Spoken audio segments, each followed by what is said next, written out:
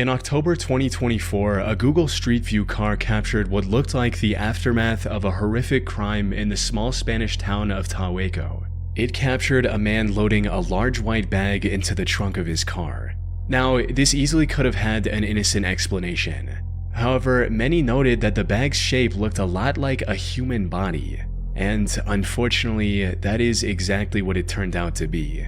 The bag contained the remains of a 32-year-old Cuban man named Jorge Luis Perez. He had gone missing in November 2023 after sending a message to his family saying he was leaving Soria, the place he had lived, with a girl he had met, and that he would no longer be using that phone. One of his cousins found this highly suspicious and reported his disappearance to the police. However, despite the investigators' best efforts, they were unable to find any clues that could help them find Jorge. There were no witnesses or any surveillance footage that could point them in the right direction. So the case went cold for months. Or at least until one of the investigators came across the Google Street View images in November 2024. Coincidentally, the Street View car had also captured the same man carrying the white plastic bag in a wheelbarrow on the way to his car. These images proved to be the final piece in solving the mystery of Jorge's disappearance. They were able to narrow down the list of potential suspects by tracing the vehicle back to its owner, a 48-year-old Tahueco resident named Manuel Isla Gallardo, who worked at the town hall in the neighboring town.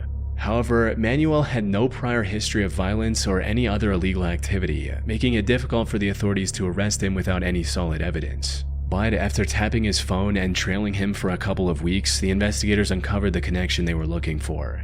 He was in a relationship with Jorge's partner, and as later investigation would reveal, Manuel and this partner kidnapped and later killed Jorge because of this love triangle. They likely would have gotten away with it as well if not for the Street View images, a discovery that was nothing short of a miracle. You see, the town of Tahueco has fewer than 50 residents, so there were no eyewitnesses to Manuel putting Jorge in his car. Additionally, the Google Street View car just so happened to be driving through Tahueco for the first time in 15 years. Both Manuel and his partner were arrested on November 11th after investigators found more evidence linking them to Jorge's disappearance in their home.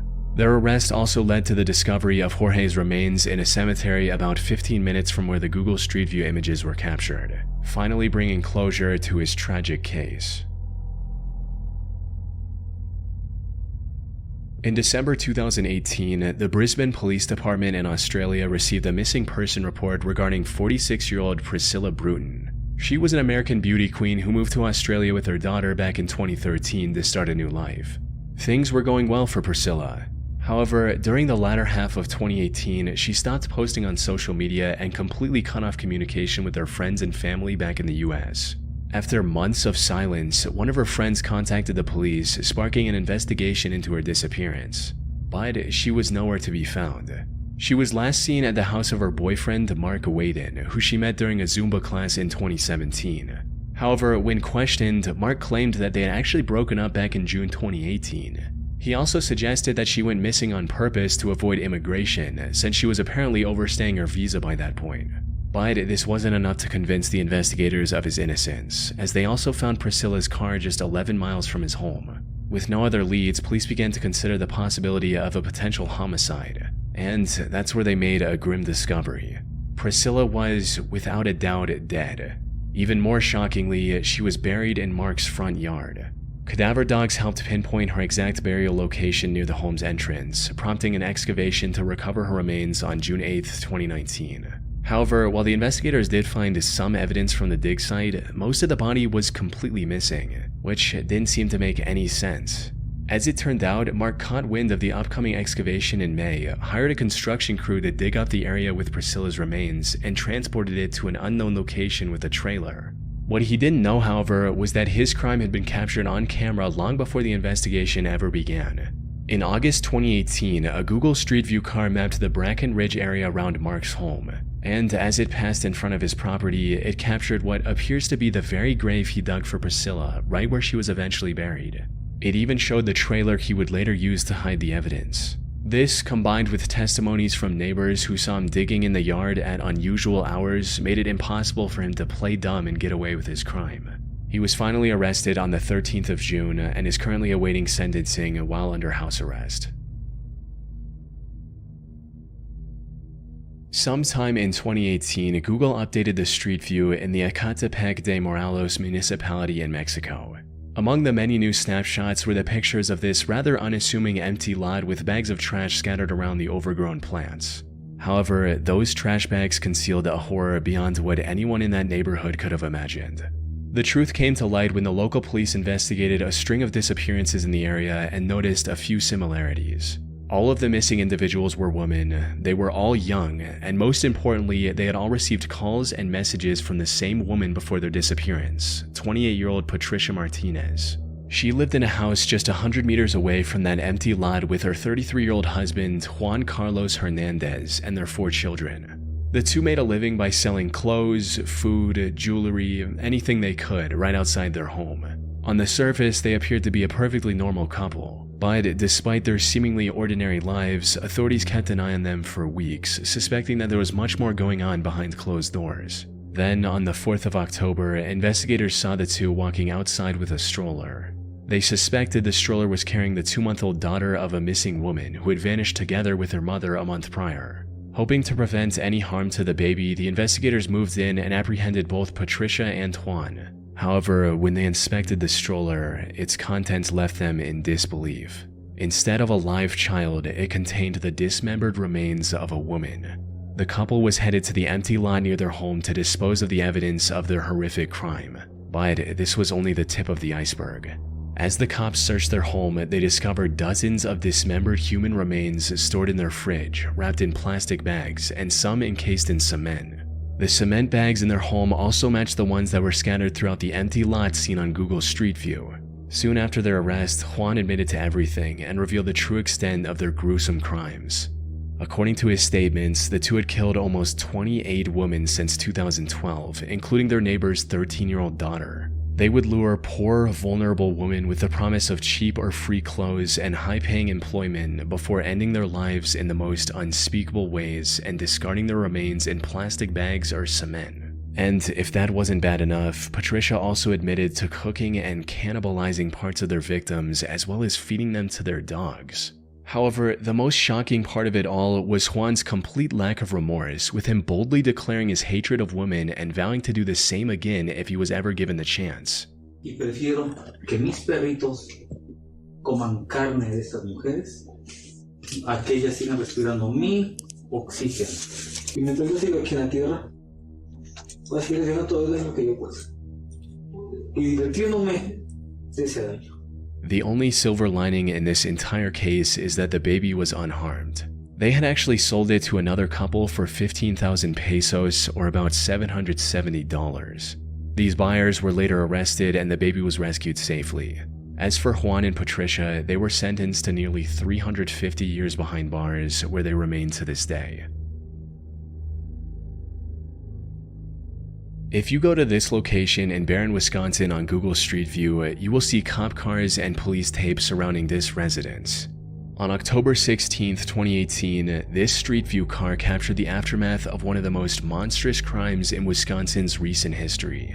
It happened a day earlier when the 21-year-old Jake Thomas Patterson knocked on the Kloss residence at around 12:50 a.m. and claimed to be a cop. James Kloss came to the door and demanded to see Jake's badge before opening the door. In a fit of rage, Jake raised the shotgun he'd brought with him and shot James through the door. He then fired another shot to break the lock and enter the house. Meanwhile, Denise Kloss locked herself and her 13-year-old daughter Jamie in the bathroom and made this disturbing 911 call. County 911, where is your husband? Somebody else is my mom. Hello?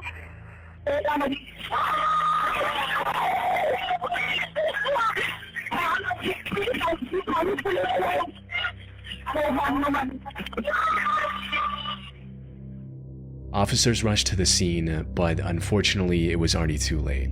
Not long after the 911 call, Jake shot down the bathroom door as well and opened fire on Denise. By the time the officers arrived, both James and Denise were already dead. However, the more urgent concern was Jamie, who was nowhere to be found. It didn't take long for officers to realize that Jamie had been taken by Jake. In fact, one of the responding officers had unknowingly passed Jake's fleeing car while rushing to the Kloss residence. As later investigation would reveal, Jake had developed a sick infatuation with Jamie after seeing her get off her school bus, and kidnapping her was his primary motive that night. He took her to his cabin about 80 miles away from her home and locked her in one of the rooms. And while the investigators started searching for Jamie almost immediately, they had nothing that could lead them in her direction. The FBI even put out a nationwide missing person report and offered a $25,000 reward for any information that could lead to Jamie's rescue. Unfortunately, none of this led to anything substantial, and the hope of finding her alive kept declining with each passing day. But then, on January 10th, 2019, the Wisconsin Police Department received a call they never expected. Douglas County 911. Hi, I have a young lady at my house right now, and she says her name is Jamie Kloss. As it turned out, Jamie escaped Jake's cabin 88 days after her disappearance and asked for help from one of his elderly neighbors. So how did she come up upon your cabin? I was walking my dog, and we were almost home, and she was walking towards me crying, saying, "You gotta help me, you gotta help me." She pulled off this remarkable escape by carefully studying Jake's routine for weeks, tracking when he left and how long he was gone, waiting patiently until the perfect opportunity revealed itself. After getting in contact with the police, she told them everything she knew about her kidnapper, resulting in Jake getting identified and arrested following a traffic stop. Jake stood trial on May 24, 2019. He pleaded guilty to all charges and was given 2 life sentences without the possibility of parole, plus 40 additional years in prison. In February 2011, a Google Street View car captured what looked like an abduction in progress in Sao Paulo, Brazil.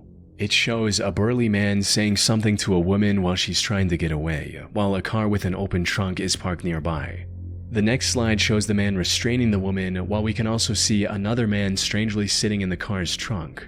And the next slide provides a clear view of the scene, showing the man in the white shirt seemingly trying to force the woman while she bites his hand in what looks like an attempt to break free. However, the final slide is even more unsettling as it shows the parked car driving away with neither the woman nor the man in the white shirt visible anywhere. Unfortunately, despite the alarming circumstances shown in these snapshots, I couldn't find any additional information about the alleged kidnapping. No news articles, missing person reports, or criminal investigation records. It's almost as if the crime never happened, which, given the situation, isn't entirely out of the realm of possibility. There's a good chance that this disturbing scene has a perfectly innocent explanation. Maybe the white shirt man and the woman know each other, and instead of an attempted abduction, he's simply trying to tickle her. This would explain why he has a cheerful, almost smug grin in one of the snapshots, and why she's holding onto her cigarette while trying to free herself from a presumably dangerous situation. But even with all that in mind, the possibility that this was a real crime that just flew under the authorities' radar is also just as possible. The lack of reports and news articles doesn't necessarily mean nothing happened. It could just as easily point to a bigger systemic issue with bribery, corruption, and cover-ups that allow serious crimes to stay hidden in plain sight. Curiously, Google has since removed the most ominous snapshot from Street View for some unknown reason. Unfortunately, it's been over 14 years since these images were captured, and without any new evidence or leads, this case likely will forever remain a mystery.